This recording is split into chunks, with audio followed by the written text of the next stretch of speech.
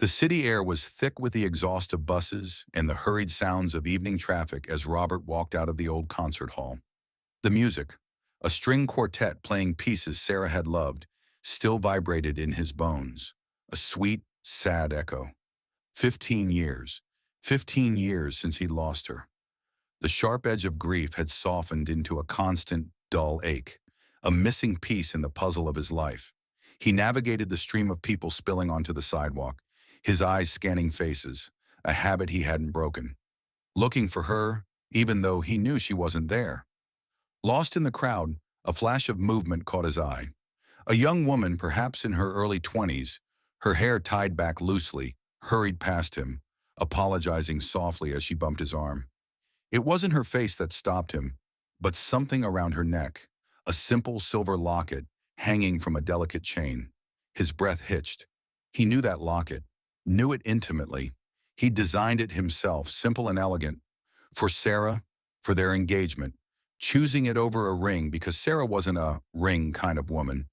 It was engraved with their initials and a tiny hopeful symbol they shared.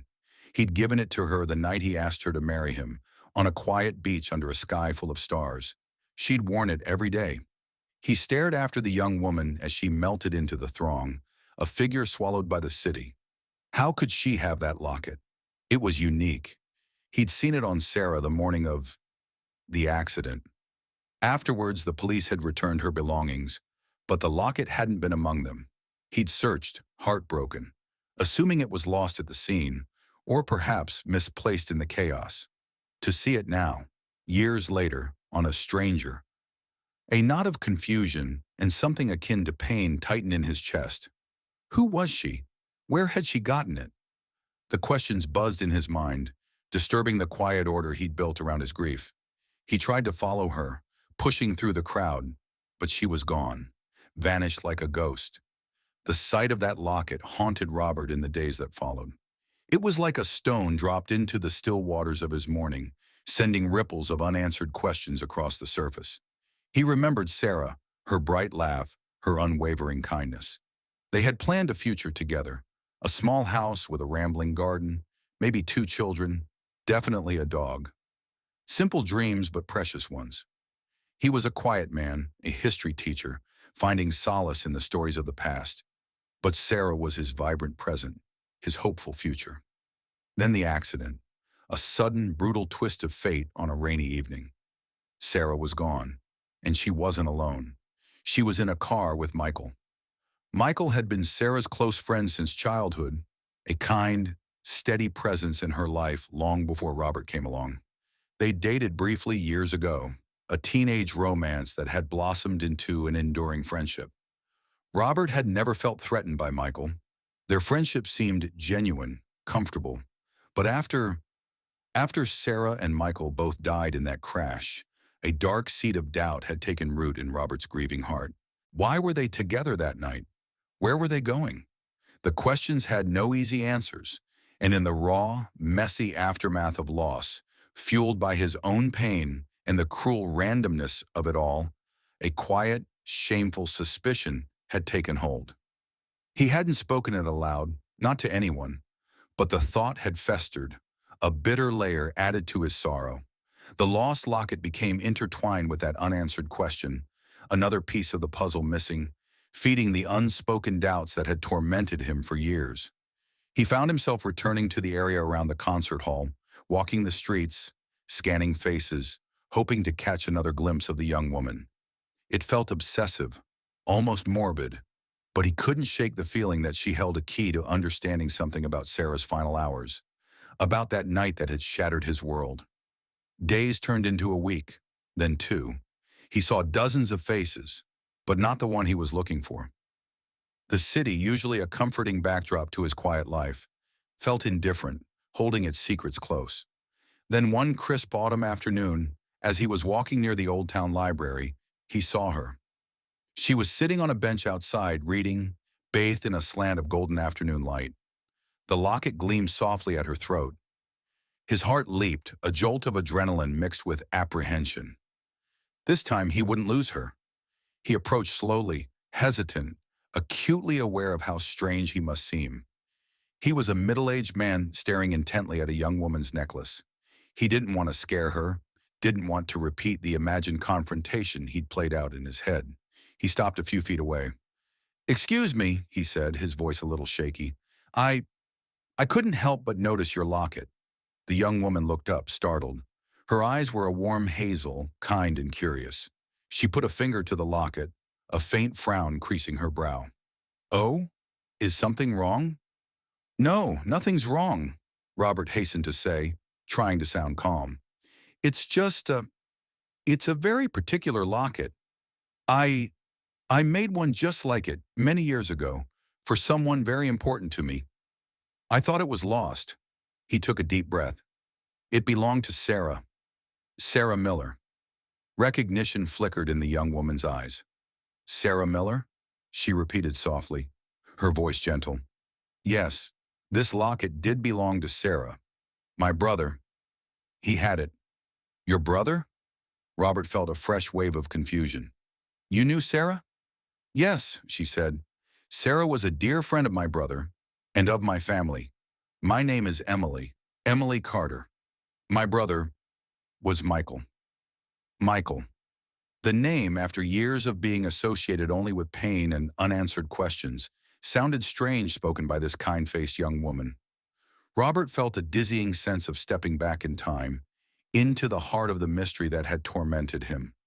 "Michael," he repeated, the name feeling heavy on his tongue. He was in the car with Sarah, wasn't he?" That night, Emily's expression softened with shared sorrow. "Yes," she confirmed, her voice quiet. "They were together. It was a terrible night." She looked at the locket, touching it gently. Would you like to sit down, Mr. Robert?" he supplied. "Robert Peterson." "Mr. Peterson," she said, her voice full of empathy. "Please sit. We can talk. Maybe I can help you understand." They found a quiet corner inside the library, near a window overlooking the park. The scent of books was a familiar comfort, a grounding presence in the swirling confusion of the moment. Emily began to tell her story. She spoke of Sarah with warmth and affection. "Sarah was wonderful, always so kind. She wasn't just Michael's friend.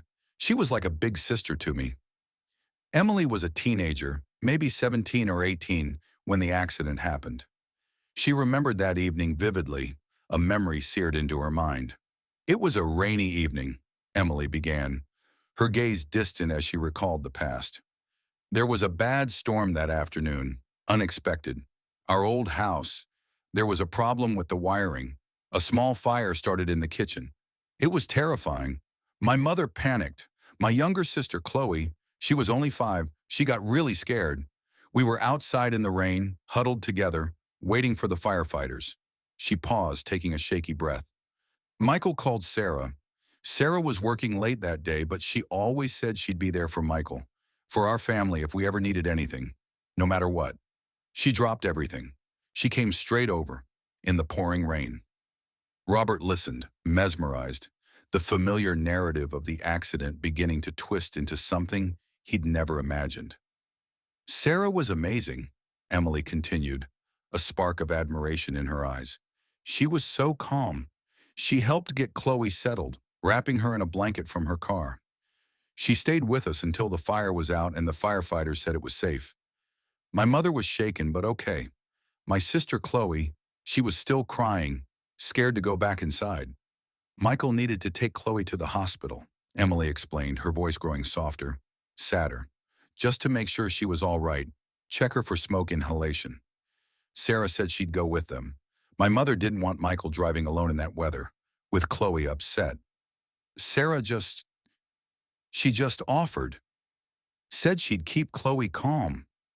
Emily's eyes filled with tears. "They left, and that was it. The police came later that night. It was awful." She reached for the locket, her fingers tracing its outline. "This was found later," she said, her voice thick with emotion. "Among Michael's things. The police returned it. It must have come off Sarah's neck during everything. Michael must have picked it up, maybe intended to give it back to her later, or just kept it safe. We didn't know what it was at first or who it belonged to. Not really, until much later, going through some old photos with my mother, she recognized it and told me about Sarah, about how kind she was, how she came that night in the storm when we needed help, and how she went with Michael and Chloe.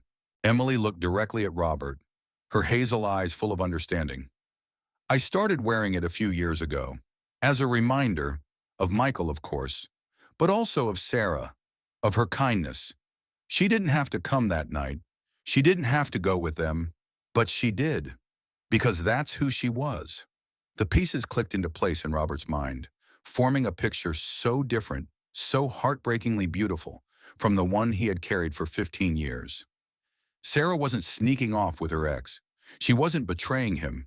She was performing a simple act of profound kindness, helping a friend, comforting a scared child, putting herself in harm's way because that was her nature. She had died a hero, not just to Emily's family, but in a quiet, personal way, to the very values she and Robert shared. Shame washed over Robert, hot and stinging. Shame for his doubts, for the years he had allowed suspicion to tarnish his memories of Sarah, to question her character.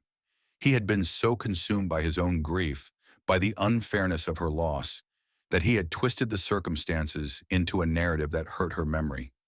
He had failed her, not in loving her, but in trusting her fully, even in death. Tears he hadn't shed in years streamed down his face. Emily watched him with quiet compassion, not judgment. She reached across the table, placing her hand gently over his, where he held the locket. She was a wonderful woman, Mr. Peterson, and Michael, he was a good brother. They both helped my family so much that night. Robert clung to the locket, its smooth surface cool against his skin. It wasn't just a piece of jewelry. It was a tangible connection to Sarah, a physical representation of the truth he had finally found. It was a truth that erased the bitterness of doubt and filled the space with a painful, overwhelming pride. His Sarah, always kind, always helping. They talked for a long time, sharing memories of Sarah and Michael, finding solace in their shared loss and the unexpected connection that had brought them together. Emily learned about the Robert who had loved Sarah, their dreams, the life they had planned. Robert learned more about Michael, about the bond he shared with Emily and their family, about the quiet lives that had intersected so tragically that night. A few days later, on a clear, cool morning, Robert went to the cemetery. He found Sarah's grave, a simple stone marker in a quiet corner.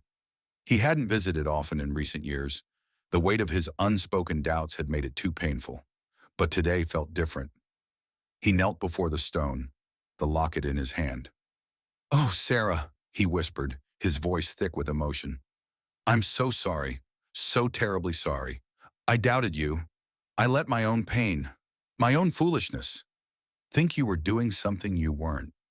Tears streamed down his face, tears of sorrow for her loss, for the years of misplaced pain, but also tears of release, of understanding. You were helping them, weren't you? That night, you were being you, kind, good, always there for others. He held the locket for a moment longer, feeling the weight of its truth, the symbol of their love and her final act of selfless grace. Then gently, carefully, he placed it on the top of her headstone, letting it rest against the cool granite. A final gift, a symbol of his renewed trust, his cleared conscience. "Thank you, Sarah," he whispered. "Thank you for showing me the truth. Thank you for being the incredible woman I loved." He sat there for a long time, the morning sun warming his face, the silence of the cemetery a peaceful balm. The ache in his heart was still there.